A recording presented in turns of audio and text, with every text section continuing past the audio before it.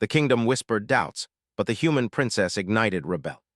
It meant stability, yes, but also the rules that kept faces unmoving and questions quiet.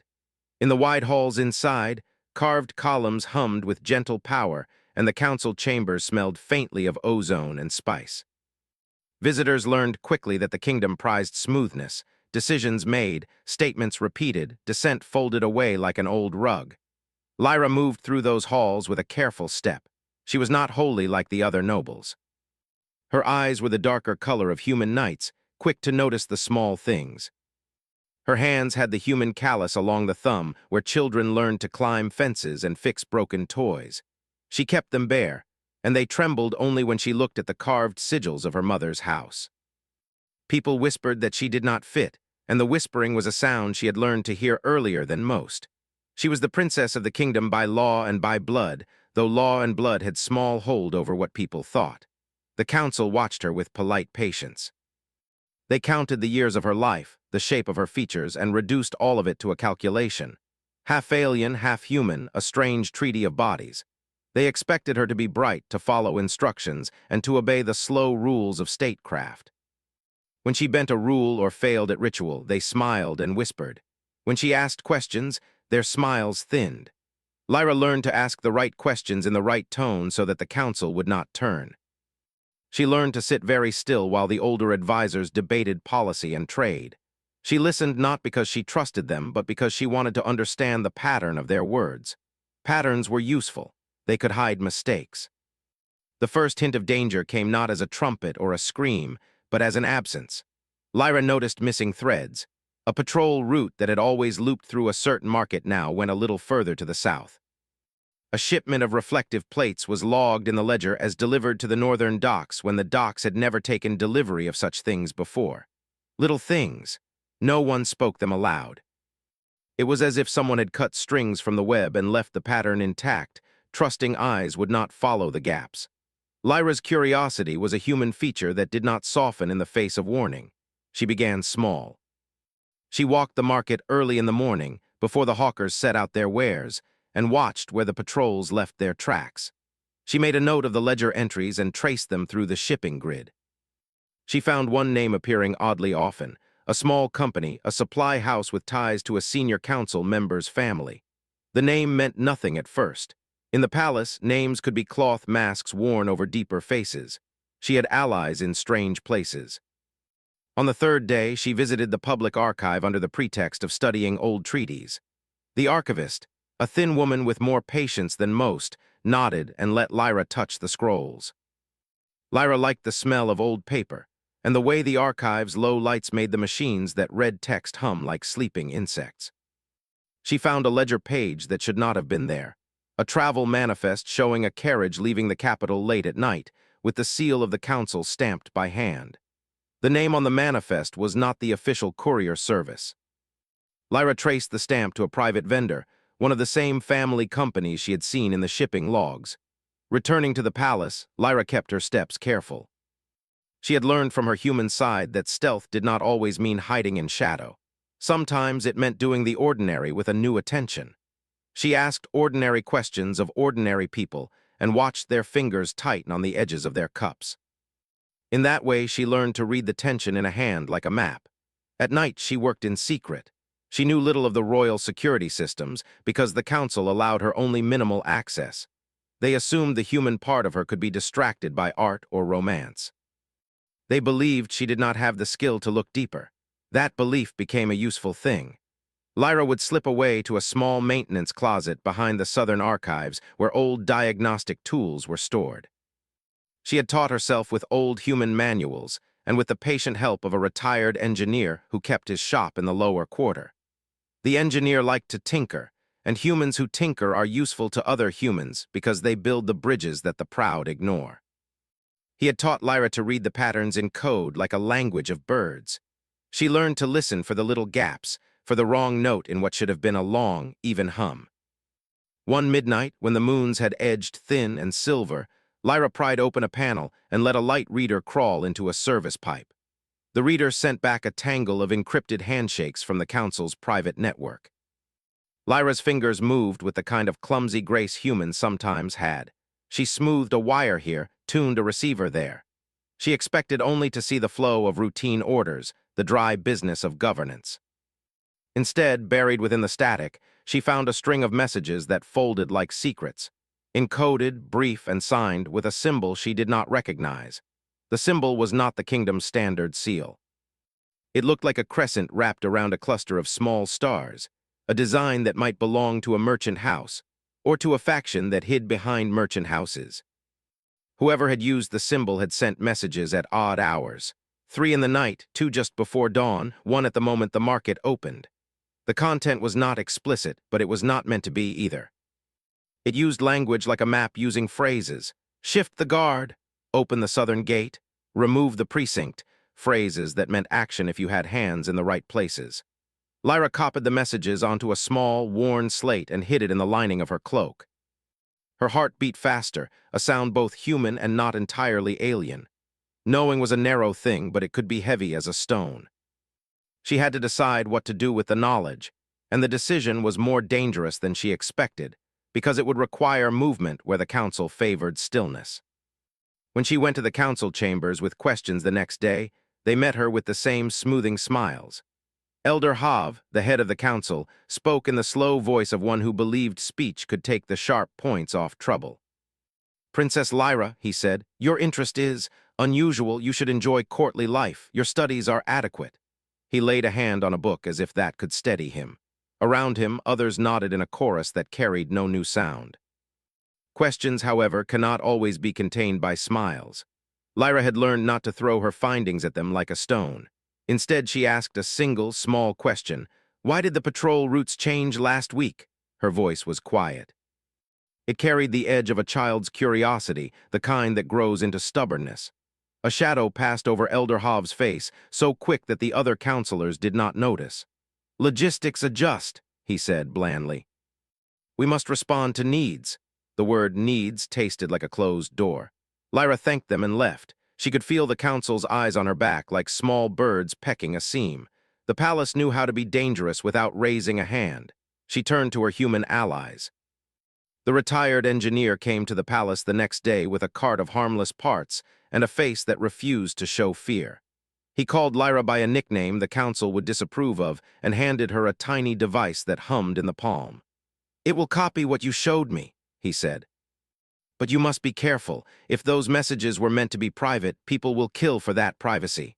Lyra was not surprised by the bluntness. Humans had a way of speaking so direct that the point arrived without ceremony.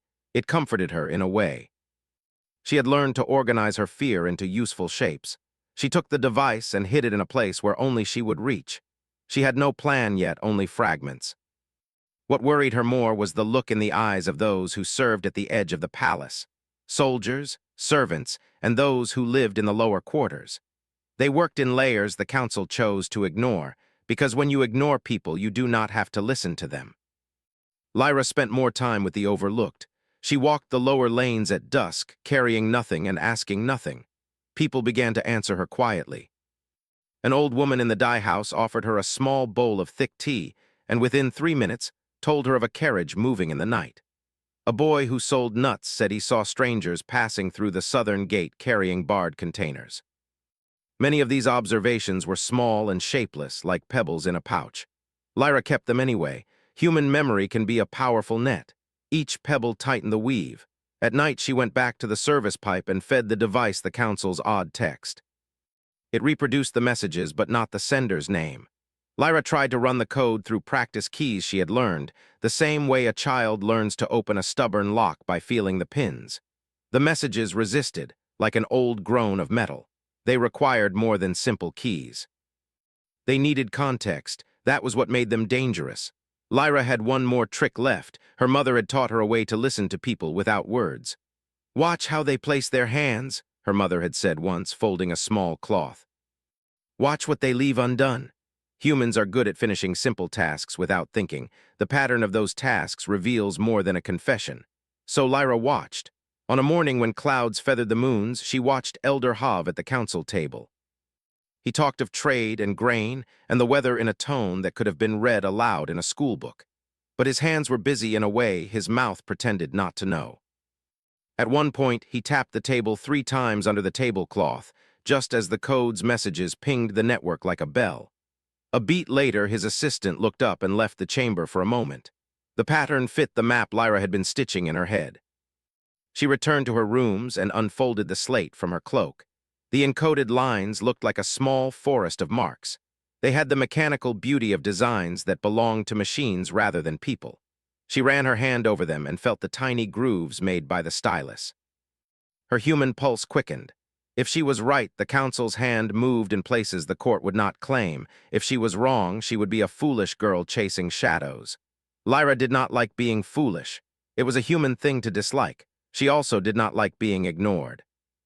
She kept the slate near her heart and lay awake until the moons changed angles and the palace settled into its soft, controlled breathing.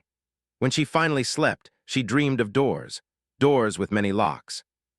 In the dream, she heard a voice, half alien's sing-song and half-human whisper saying, "You should not see this." She woke with the memory of the words and the clear, cold idea that some things that went unsaid in the palace were not idle. They had a purpose. By the time dawn cut a fine line across the plateau, Lyra had a new resolve. She would not speak in the loud voice of accusation. She would act in the quieter human ways that had always annoyed the court. By asking small favors, building small networks, making small mistakes until the pattern of truth became too large to hide. She would not trust the council's polite phrases. She would trust the evidence and her hands and those who chose to help. As she dressed in the morning light, a maid slipped a note under her door. The handwriting was childish, the ink smudged. It read only 3 words, "Meet the engineer." Lyra held the paper like a small thing of glass and smiled with a mouth that did not always show it. The kingdom whispered doubts about the princess. It called her strange in the corners where polite people hid their truths. Yet curiosity is an animal that does not care for whispers. It grows when fed, and it can ignite things that are supposed to stay cold. The streets of the lower quarters were narrow and tangled, a maze of stone and wood that the palace maps ignored. Lyra walked beside the small cart the retired engineer pushed, the wheels squeaking softly against the uneven ground. The air smelled of baked bread, smoke, and wet earth. She had been here before, but only as a visitor cloaked in the guise of curiosity. Now she moved with purpose. Every shadow could hide someone watching, every corner might reveal a secret, and yet, every shadow also hid allies who the council would never notice. The engineer's cart carried small boxes, wires, and mechanical devices that seemed harmless to anyone who did not know what they could do. Lyra followed closely, her hand resting lightly on the device that held the council's messages. She had memorized its location in the lining of her cloak, and she had already traced the basic pattern of the encoded lines in her head. "You understand," the engineer said softly, not looking at her, "that this work is dangerous, very dangerous. Not all the council moves in daylight, princess." His voice carried the calm of someone who had seen too many ordinary people crushed by power, yet it trembled with concern. "I understand," Lyra replied. Her voice was steady, but her pulse raced. "That is why we must be careful." "Not cautious careful," the engineer snorted. "Careful is close enough to cautious. You humans have strange ways of dividing words, but I see what you mean. We need to act where the council cannot watch, and where they cannot guess." They reached a small workshop tucked behind an abandoned bakery. The front was patched with metal sheets and the windows were grimy with dust. Lyra paused at the door and pressed her ear to the wood. No sounds of life. The air smelled faintly of oil and metal. She opened the door and the workshop revealed itself. Shelves of devices, spare wires, glowing screens, and mechanical parts scattered across tables. The engineer moved with practiced ease, setting boxes down and opening one to reveal tiny drones, no larger than a human hand. "These," he said, "will move where you cannot. They watch, they record, and they send information back. You only have to guide them." Lyra knelt and studied the drones. Their small frames were clever in design, light, and shaped to slip through narrow openings. The engineer handed her one and she traced her fingers along its delicate surface. It hummed softly like a living creature. "How do they see?" she asked. "They see like your eyes," he said, "only better. They can look through a crack in a door or under a window, and they can send what they see to a screen. No one can stop them unless they know they exist." Lyra nodded. Her mind raced with possibilities. The council had assumed she could only watch, listen, and learn slowly. They had not imagined that a human could combine curiosity with invention. Humans were dangerous in small ways that aliens could never measure. They began work immediately. Lyra learned to control the drones, guiding them through wires and small commands. Hours passed in quiet concentration. She discovered that patterns in the council's behavior were like threads in a tapestry. One tug could reveal the whole picture. The drones moved like threads pulled through gaps in the palace walls, bringing back glimpses of meetings, conversations, and shadows of action the council preferred hidden. By the end of the first evening, Lyra had mapped parts of the palace that even the palace engineers ignored. Secret passages, service tunnels, small rooms used for storage and messages. Each discovery was small but vital. Each observation gave her more confidence, more understanding. The engineer watched her quietly, occasionally adjusting a device or offering a small hint. "You move well, princess," he said. "Your human mind sees where others only follow rules. That is a weapon they cannot block." "Do not forget it," Lyra smiled faintly. Weapons were not her first thought, but she understood the meaning. The council considered humans weak, fragile, simple-minded. That was their first mistake. They did not see that humans learned quickly, improvised freely, and noticed what others ignored. Late in the night, after the drones had returned to the workshop, Lyra spread the copies of the council's messages across the table. The coded lines formed a pattern now, more readable than before. She could see that the council's words coordinated with movements across the city. Gates opened or closed, patrols shifted, supplies moved. Someone was planning. Someone the council wanted to hide. "This is bigger than I thought," she said. "Yes," the engineer agreed. "And if they notice we are watching, they will come for you first. That is why you cannot stay in the palace all the time. You must move, learn, and act like shadows yourself." Lyra considered the words. Shadows had always been her allies in games of curiosity, but now they were tools of survival. She felt a surge of excitement and fear, the mix humans often carried when facing the unknown. Fear did not stop her. It sharpened her senses. Over the next week, Lyra began a careful routine. She visited the palace during the day, attending council meetings and studying public records, all the while noting patterns and gaps. At night, she moved to the workshop, guiding the drones, testing new devices, and cross-referencing observations. The council remained unaware, focused on appearances and protocol. They assumed that half-human curiosity was harmless. They were wrong. One night, as Lyra worked with a drone near the southern gate, she noticed movement through the screens. Shadows moving against the walls, shapes of figures that did not belong to the palace guards. They moved silently with purpose. Her heart quickened. "Something is happening," she whispered to herself. She directed the drone closer, careful not to let it be seen. The drone's small eyes captured the figures placing small devices along the wall, devices that hummed faintly. Lyra's human instincts told her they were dangerous. Not lethal, perhaps, but capable of alerting the council to someone's presence, or worse, harming the city's systems. She ran back to the workshop, heart pounding, and told the engineer what she saw. "They're planning something at the southern gate," she said. "Someone is moving at night. They are careful." The engineer frowned.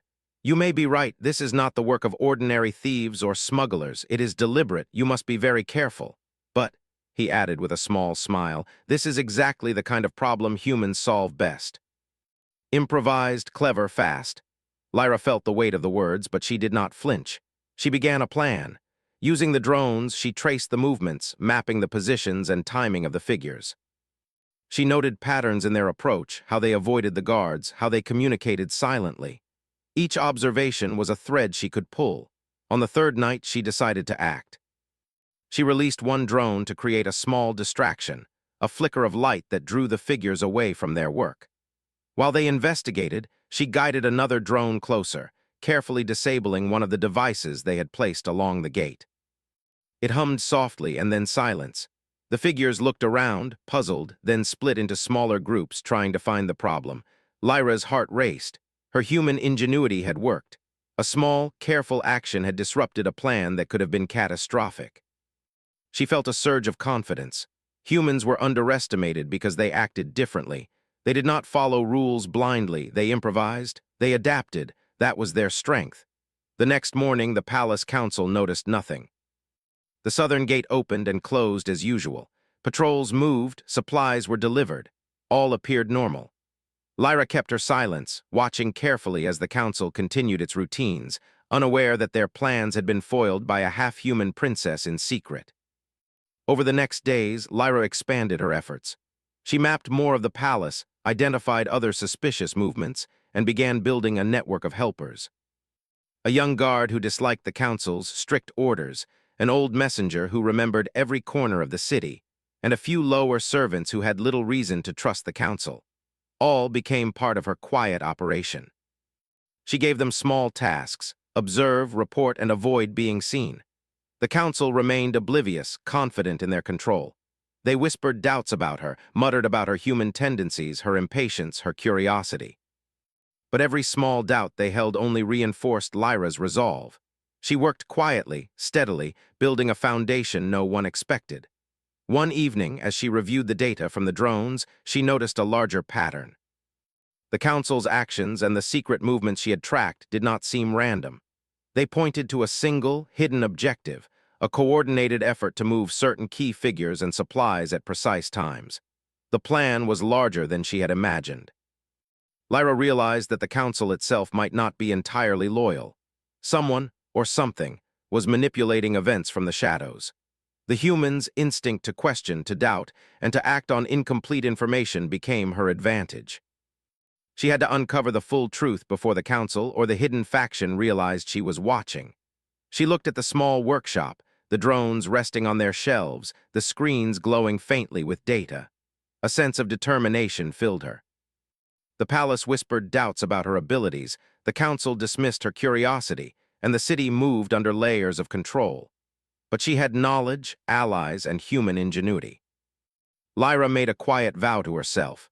She would unravel the conspiracy, reveal the hidden forces manipulating the kingdom, and protect the people who could not defend themselves.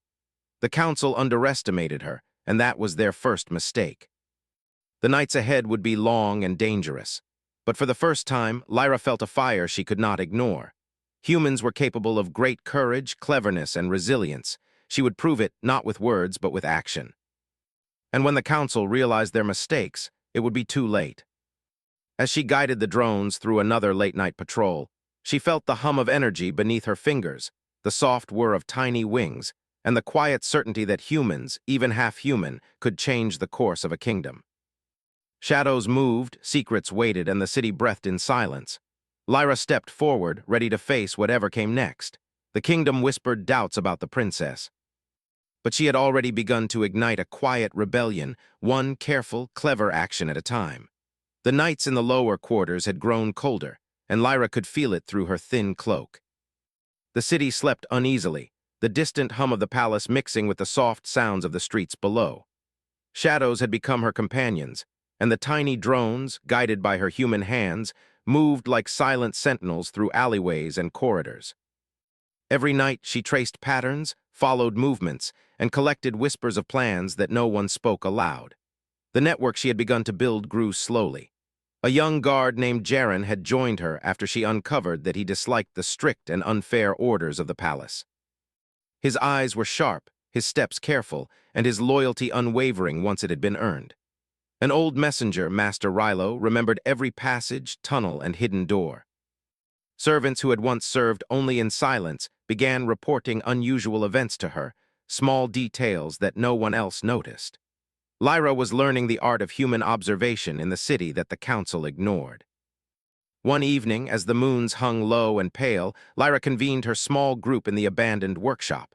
The drones rested on tables, glowing faintly, ready for the night's mission. Lyra spread a crude map on the table, marking the movements she had observed over the past days. "There is a pattern," she said, pointing to a series of locations. "Look here, here, and here.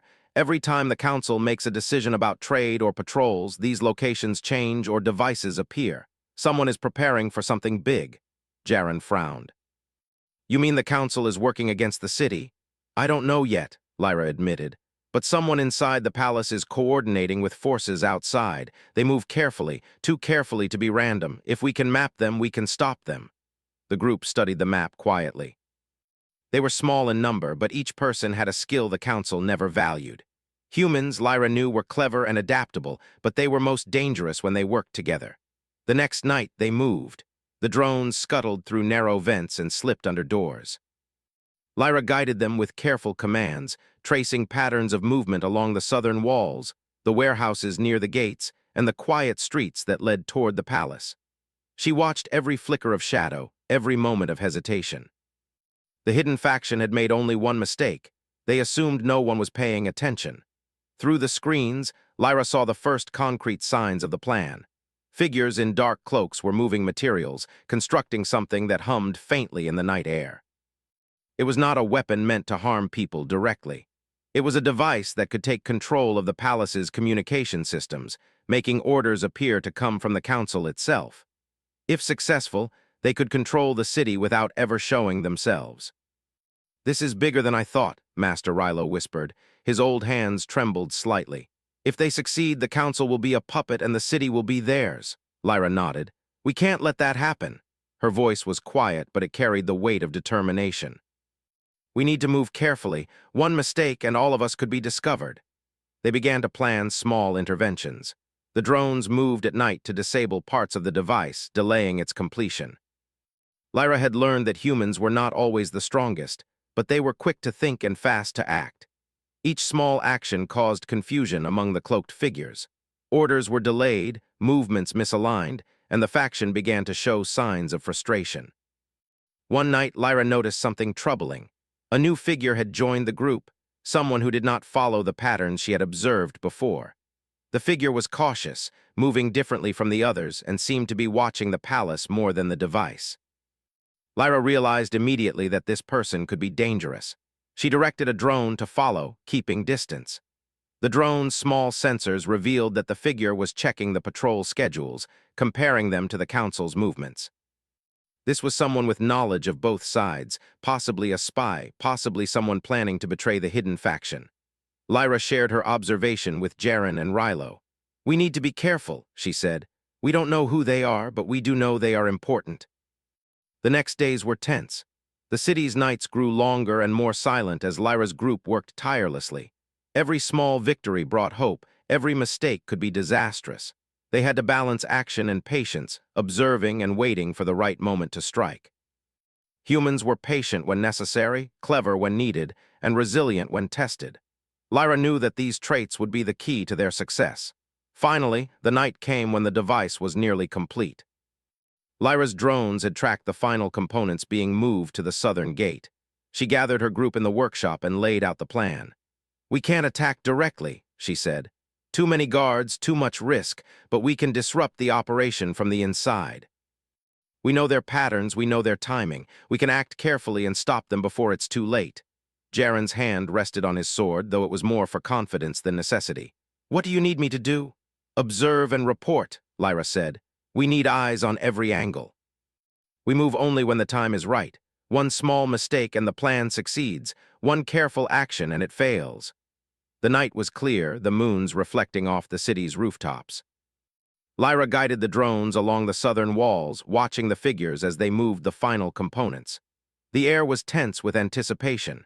Each second stretched, and the humans' senses sharpened. Then came the first opportunity. A cloaked figure moved too close to a patrol route, distracted by the drone's subtle light. Lyra directed the drone to hover near, creating a faint flicker that drew the figure's attention. The figure hesitated, then adjusted the component they were carrying. A small but crucial delay. Lyra whispered, "Now." Using the drones, they created a chain reaction of delays and misalignments. Components were moved incorrectly, wires were tangled, and the device began to malfunction. The hidden faction members whispered in frustration, unaware that someone was watching every action. One of the cloaked figures discovered the interference and began searching for the cause. Lyra held her breath, guiding a drone to create a harmless but distracting light near a distant alley. The figure ran toward it, leaving the southern gate momentarily unguarded. The device sputtered, failed to align, and the humming sound faltered. Lyra's group moved quickly, observing every detail. The hidden faction tried to correct their mistakes, but the human ingenuity and careful planning of the princess had disrupted their work. By the time the first patrol arrived, the device was partially dismantled, its parts scattered. The cloaked figures, realizing their plan had failed, fled into the night. Lyra's group remained hidden, waiting for the city to return to its usual calm. The next morning, the palace council noticed nothing.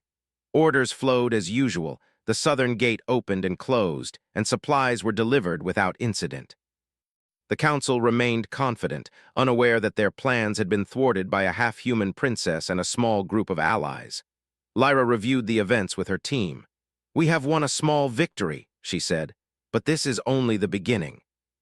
We know there is a larger plan, and we have only seen a part of it. We must continue to watch, to learn, and to act carefully."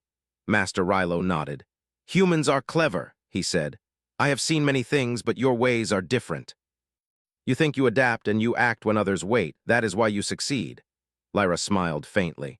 "We must keep moving. Patience is part of the plan. We cannot rush, but we cannot stop. The council believes they are safe. They are not." The city moved around them, unaware of the hidden actions. Shadows carried secrets, and every corner held a possibility. Lyra's human mind thrived in this environment, noticing details, patterns, and inconsistencies that the council ignored. She understood now that the kingdom's strength could be challenged, not with brute force, but with careful observation, clever planning, and patient action. Over the next weeks, Lyra's group expanded their network. Other lower quarter residents began to notice her efforts, offering small assistance. A meal, a message, a tip about unusual movements. Humans were resourceful, and Lyra's human side had taught her how to build trust quietly without drawing attention. One evening, she received a message from a new ally, a young engineer working in one of the palace towers. He had noticed irregularities in the council's communication lines and was willing to share information. Lyra understood the significance immediately. The council could be undermined from within as well as from outside. Her mind raced with possibilities. The humans' greatest strength was not their strength alone, but their ability to connect, to adapt, and to act with creativity in difficult situations. She would use these qualities to unravel the council's plans and to protect the city from forces that moved unseen. The hidden faction had been delayed, but not defeated. Their plans would continue, and the palace would remain unaware of the growing network working against them. Lyra's role had shifted from observer to strategist. She was no longer merely watching. She was directing, guiding, and shaping events from the shadows. At night, she moved through the streets with Jaren and Master Rilo, observing, guiding drones, and checking in with their allies. Every step, every glance, every careful action built a larger picture. The kingdom whispered doubts about her, called her human tendencies weakness, but each small victory strengthened their confidence and their control over the events. Lyra realized that the rebellion she had started was no longer quiet. It had grown into a careful, patient movement, powered by observation, ingenuity, and human determination. The council remained blind, the hidden faction frustrated, and the city continued its daily life, unaware that its future was quietly being shaped by a half-human princess who refused to be underestimated. She paused one night looking over the rooftops, feeling the cool wind on her face. The moons cast pale light over the city, highlighting the streets and alleys she had mapped, the hidden paths she had discovered, and the small group of allies she had gathered. A sense of determination filled her, stronger than fear or doubt. Humans had a way of enduring, of acting, and of turning even small actions into something larger than themselves. Lyra whispered softly, "We are ready." The kingdom's whispers continued, but their doubts would not stop what was coming. The human spark within her had ignited something more powerful than the council could imagine. The rebellion was no longer just a hope. It was a careful, growing force that could not be ignored. And as the moons moved across the sky, Lyra's mind already planned the next moves, the next careful actions, and the next victories that would shape the city's future. Shadows shifted, secrets stirred, and the quiet rebellion moved forward, guided by human ingenuity, patience, and courage. The kingdom had underestimated her. But Lyra knew, and she was ready to show them what humans were truly capable of. The first light of dawn touched the palace towers, spilling pale gold across the streets below. Lyra stood on the rooftop of the lower quarter, looking over the city she had come to know in ways the council could never understand. The streets were quiet, but she knew they were full of movement, people going about their lives, unaware of the hidden threads that moved beneath the surface. The southern gate, the warehouses, the quiet alleyways, all had been mapped, observed, and studied. The drones rested now, awaiting their final mission. Lyra's small group gathered around her. Jaren's sharp eyes scanned the streets. Master Rilo's hands trembled slightly but held firmly on his notes, and the engineer adjusted the small devices that would guide their actions. Every person in the group had a role, every small action carefully considered. Humans had a way of working together quietly, yet powerfully, and Lyra had learned to guide that energy. "This is it," Lyra said. Her voice was calm but carried authority. "The Council does not know we are ready. The hidden faction believes they have time. They do not. We move now and we act carefully. One mistake and everything fails. One careful action and we succeed." Jaren nodded, his hand resting on the hilt of his sword. "We follow you, Princess, wherever you lead," Lyra smiled faintly.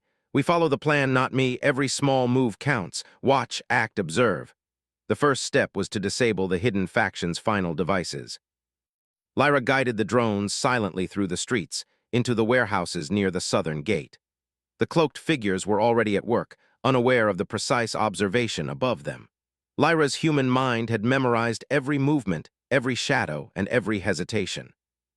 A small drone hovered near the door, emitting a soft light to draw attention.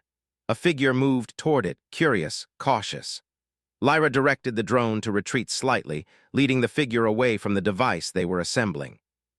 Another drone moved to the interior, its tiny arms disassembling a part of the machine, subtle but critical. The cloaked figures whispered in confusion, trying to correct their mistakes. Lyra's group remained hidden, observing every detail. Humans were clever when they acted quickly and adapted to changing circumstances. That adaptability gave them the edge.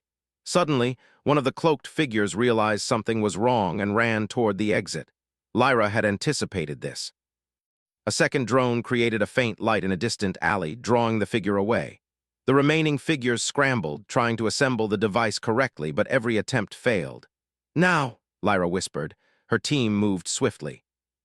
Jaren blocked the exit routes quietly, while Master Rilo guided the drones to create small disruptions in the shadows.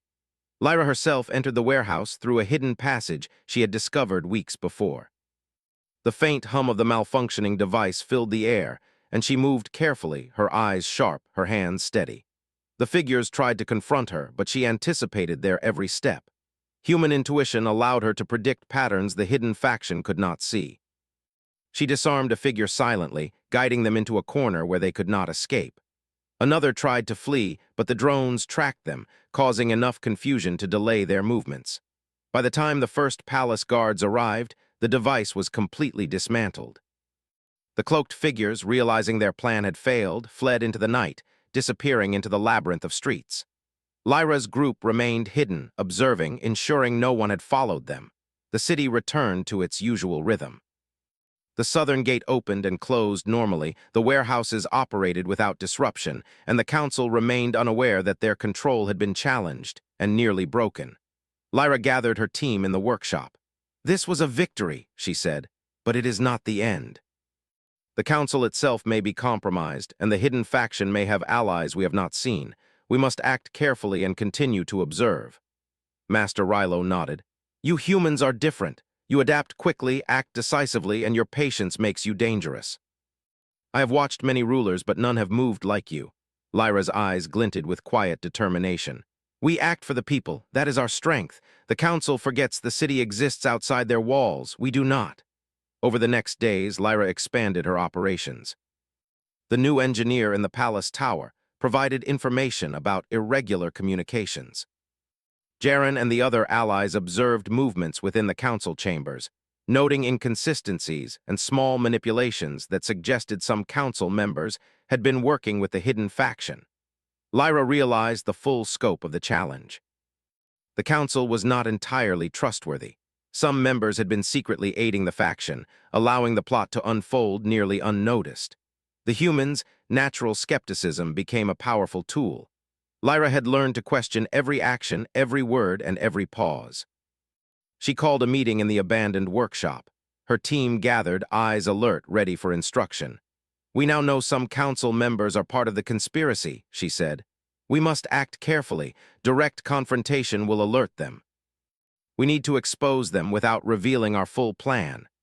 The plan was simple in principle, but required careful execution. They would use the drones to gather final evidence, document the irregular communications, and reveal the hidden factions' manipulation. Then they would present this to the people of the kingdom, using human ingenuity and careful timing to show the council's betrayal. Lyra directed the drones through secret passages within the palace. They recorded messages, observed movements, and captured interactions that revealed the council members' hidden alliances. The more Lyra watched, the clearer the pattern became. Humans had a natural ability to connect small pieces of information into a whole picture.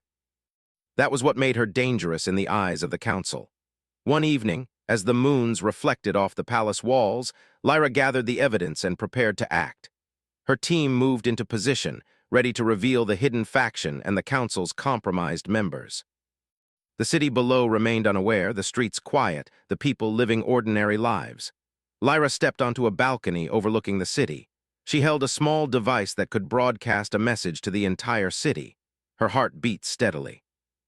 Humans had always thrived in moments of risk, using creativity, observation, and courage to overcome challenges. She was about to show the kingdom what human determination could achieve. With a deep breath, she activated the device. Screens throughout the city flickered to life. Messages, evidence, and recordings appeared for all to see. The hidden factions' plans, the council members' secret communications, and the manipulation of the city were displayed clearly. Citizens paused in the streets, watching, listening, understanding for the first time. Chaos followed, but it was the chaos of truth. The people realized the council had been compromised, and the hidden faction had nearly taken control. They looked to Lyra, the princess who had moved in shadows, guided by human ingenuity and courage. Within the palace, the council members panicked. Some tried to deny the evidence, others attempted to flee. The hidden faction's influence collapsed under the weight of exposure. Lyra's careful planning, observation, and human intuition had turned the tide. Jaren and Master Rilo watched as the city shifted. Citizens moved to secure key points, loyal guards returned to positions, and those who had served quietly came forward to assist. The humans' ability to adapt and act quickly had multiplied through the network Lyra had built. Lyra entered the council chamber, her steps calm, her presence commanding. The council members looked at her, their whispers fading into silence. "The city knows the truth," she said. "Your actions have been revealed, your control is broken. The kingdom belongs to the people, and it will be led by those who serve it wisely." Some council members pleaded, but Lyra's gaze was steady. Humans had a way of seeing through excuses, of understanding when deception had failed. She held the evidence, the recordings, and the careful observations she had gathered over weeks. The council could not deny what had been shown. The hidden faction was no longer a threat. Their allies in the council were removed from positions of power. The city returned to order, guided not by fear or deception, but by the principles of truth, careful planning, and human courage. Lyra stood on the balcony of the palace, looking over the city she had saved. The streets were alive with people moving with purpose, aware of the dangers they had avoided, and grateful for the guidance of the princess who had acted quietly, carefully, and wisely. Her small group gathered behind her, loyal, trusted, and proud. Humans were capable of great courage, cleverness, and resilience. Lyra had shown the kingdom that being underestimated was not weakness, but an opportunity. In the following weeks, Lyra worked to rebuild the council, filling it with those loyal to the people and guided by careful observation and wisdom. She strengthened networks in the city, ensuring that the hidden faction could never rise again. Her human traits, curiosity, patience, and adaptability became a model for leadership. The kingdom whispered doubts about the princess, as it had always done. But those whispers now carried a different tone. Respect, recognition, and a sense of awe at what a human mind, guided by courage and intelligence, could achieve. Lyra had ignited a quiet rebellion, nurtured it carefully, and shown that humans, even when underestimated, could protect and guide an entire kingdom. She walked through the city streets one evening, unseen but aware. The people greeted her quietly, their eyes filled with trust. She had acted in shadows, observed without being seen, and changed the course of events through patience and clever action. Humans had a way of surviving, of acting decisively, and of turning small actions into great victories. Lyra paused at the edge of the city, looking at the horizon where the moons hung low. The rebellion had grown, not through force, but through careful, clever, and patient action. The hidden faction was gone, the compromised council removed, and the kingdom could breathe freely again. She whispered to herself, "This is only the beginning." Humans would continue to adapt, to learn, and to protect. The kingdom would remember that courage, ingenuity, and patience could overcome even the most hidden threats. And as the moons reflected on the streets below, Lyra smiled, knowing that the city was safe, the hidden threats neutralized, and that humans, underestimated and doubted, had once again proven their strength. Shadows moved quietly, secrets stirred, but now they were guided by a human mind, curious, careful, and unyielding. The kingdom had doubted her. The council had underestimated her. But the human princess had ignited a rebellion, led it with patience and intelligence, and secured a future where courage, ingenuity, and careful action would always be remembered. Humans had triumphed not through force alone, but through cleverness, observation, and unwavering determination. The kingdom whispered yes, but now with admiration. And Lyra, standing on the edge of the city she had saved, knew that this triumph was only the first of many that humans would achieve when they refused to be underestimated. The kingdom whispered doubts, but the human princess ignited rebellion.